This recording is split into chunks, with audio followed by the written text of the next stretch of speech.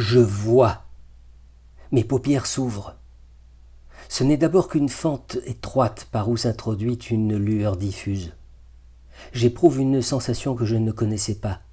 La lumière révèle le relief du sol, l'intérieur du nid, le trou, les galeries qui partent dans toutes les directions. Je vois distinctement ce que je percevais jusqu'à présent par mon odorat, le frôlement de mes vibrisses, le contact de ma peau et de mes pattes. Tous les détails, les plis, les angles, les courbes, les arêtes, les ondulations, les éminences, les saillies acquièrent une autre dimension. Car une forme perçue par l'œil diffère de ce qu'en révèle le toucher par son inépuisable richesse lumineuse. On ne peut pas s'imaginer la lumière tant qu'on ne l'a pas vue. Je vois. Mes paupières continuent à s'ouvrir. Elles glissent sur la surface convexe de l'œil. C'est alors que survient la plus grande découverte, celle de soi-même. Je scrute minutieusement ma propre anatomie, les griffes qui poussent au bout de mes doigts roses, mon dos que je distingue en tournant la tête, de même que ma queue finement annelée, le renflement des glandes sexuelles, le pelage sombre, duveteux et lustré de mon abdomen. J'examine les mamelles odorantes de ma mère, son ventre chaud et doux sous lequel on peut se cacher, ses dents puissantes qui me saisissent avec délicatesse par la peau du cou. Tu es un petit rat qui habite dans un nid souterrain, gardé par ta mère qui te protège de dangers que tu ignores et que tu es bien incapable de prévoir. Je ne sais pas encore ce que signifie la peur. Je connais seulement la crainte d'avoir faim, qui survient dès que ma mère s'attarde trop longtemps hors du nid. Il t'est arrivé plusieurs fois de rester couché sur le flanc, sans pouvoir atteindre les mamelles gonflées. Tu craignais alors de ne jamais les retrouver, et lorsque, à son retour, ta mère t'attirait vers elle pour te nourrir, ton désir était aussitôt satisfait. À ta joie s'ajoutait bientôt l'assouvissement, lorsque, indolente et repue, tu t'écartais de toi-même des douces tétines, jouissant de la tiédeur délicieuse du lait dans tes entrailles. Je vois. Autour de moi, des surfaces noires, planes, concaves ou inclinées, trouées de corridors obscurs partant dans toutes les directions et où l'on ne se déplace que guidé par ses vibrisses. Tous se terminent de façon abrupte, par un mur. Seul l'orifice par où tombe une lueur brillante semble mener plus loin. Mais je ne sais pas encore où, et c'est justement cette incertitude qui me préoccupe et m'intrigue le plus. Cependant, ni mon père ni ma mère ne me laissent approcher de cette ouverture mystérieuse, et lorsque, prenant mon élan, je fais une tentative pour sortir, ils me mordent les oreilles pour me punir, et me soulevant par la peau du dos, me ramènent au nid. J'en suis donc réduit à batifoler à l'intérieur, à explorer les couloirs aveugles, à jouer avec les autres ratons, à exercer mes dents sur une planche vermoulue. La lumière m'attire sans cesse. Je veux connaître sa source, son essence, découvrir sa véritable nature. Peu à peu, je commence à comprendre que son intensité variable, son éclat et sa couleur dépendent des événements qui se déroulent derrière le soupirail. C'est parfois une clarté violente, blessant la vue, qui illumine tout l'espace intérieur jusqu'aux murs qui vont se rétrécissant vers le haut. À d'autres moments, ce n'est qu'une lueur brumeuse et uniforme, tombant sous un autre angle.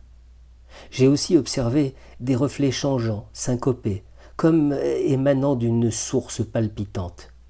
Mais le plus surprenant, c'est l'absence totale de lumière qui revient à intervalles réguliers. Jusqu'à présent, toutes mes tentatives pour sortir et aller étudier de plus près ces mystérieux phénomènes ont été déjouées par ma mère. Quand, au juste, me suis-je mis à craindre la lumière? La peur est venue plus tard. Je me suis d'abord montré soupçonneux, méfiant. Un petit rat s'est enfui à l'extérieur. Or, ma mère, qui d'habitude se précipite toujours après nous, cette fois ne bouge pas. Nerveuse, elle lève le museau, flaire les moustaches frémissantes. De tout son corps, elle obstrue le tunnel. Sa nervosité nous gagne, nous nous recroquevillons contre son flanc. Des cris aigus résonnent au loin, un bruit de lutte, un miaulement. Je sens une odeur étrangère, désagréable, celle qui a tant inquiété ma mère. Les cris ont cessé.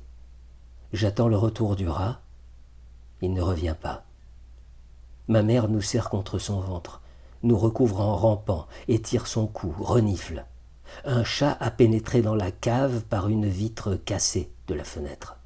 Tapi derrière une bouche d'incendie, il guette. Il aperçut notre présence. Mais nous, les petits rats agiles, nous ne savons rien de lui, nous ne devinons pas le danger qui nous menace, nous n'associons pas la disparition du jeune rat à l'odeur du chat.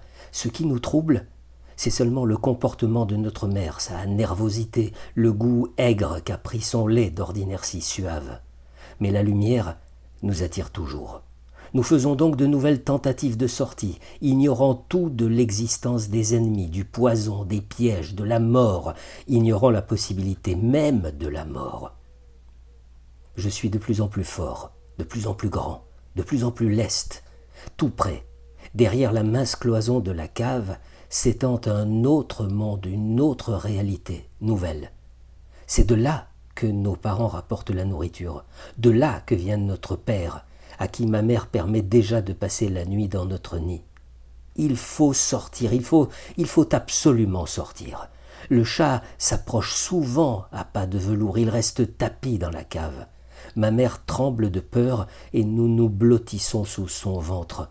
Un autre petit rat imprudent ne tarde pas à se faire dévorer. Les hommes posent une nouvelle vitre et le chat ne peut plus entrer. Ma mère me conduit tout droit dans la lumière. Le rayon qui tombe de l'ouverture là-haut frappe ma pupille, m'aveugle. Je reste assis à l'entrée, dans un cercle de clarté.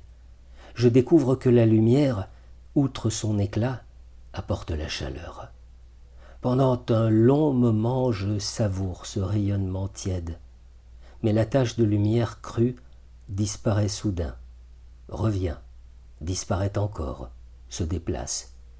Nous courons à présent dans la cave, escaladons maladroitement les morceaux de charbons entassés, glissons jusqu'en bas, tombons puis repartons à l'assaut, nous précipitant les uns sur les autres. L'eau glougloute dans la bouche d'incendie. Ma mère s'approche d'une grande plaque, se glisse dessous. Je la suis avec précaution. L'eau brille dans l'obscurité. Ma mère se penche et boit. Un petit rat imprudent saute tout droit dans l'eau. Affolé, il piaille, agite ses pattes, essaie de nager. Notre mère l'attrape par le dos avec ses dents et le ramène au sec. La cave est spacieuse. J'en fais plusieurs fois le tour en courant. Si l'on rampe sous la porte, on peut passer de l'autre côté. Maintenant que je sais par où arrive la lumière, je dois découvrir ce qu'il y a là-bas, au-delà de cette porte, dans ce royaume de ténèbres d'où viennent les hommes. Des pas dans l'escalier. Ma mère m'attrape et m'emporte vers notre trou. Les autres ratons suivent. À présent, nous écoutons attentivement les bruits de la cave. Je connais celui de la clé. En revanche, le grincement des charnières des fenêtres est nouveau pour moi. Un air froid, humide, pénètre dans le nid. Je remue les narines. Beaucoup de sons inconnus s'introduisent de force dans mes oreilles. Le fracas du charbon qu'on déverse dans la cave les couvre tous. Il me vrille les tympans, fait exploser mon crâne. Une poussière étouffante remplit le nid. Effrayé, je cours en tous sens, comme les autres ratons. Pour finir, je me blottis contre la paroi froide tout au fond du couloir aveugle. Ma mère garde son calme. Ce fracas lui est manifestement familier. Elle veille à ce que dans notre panique, nous ne tombions pas du nid. Cliquettement de pelles. Des masses de charbon se répandent au sol. La poussière retombe.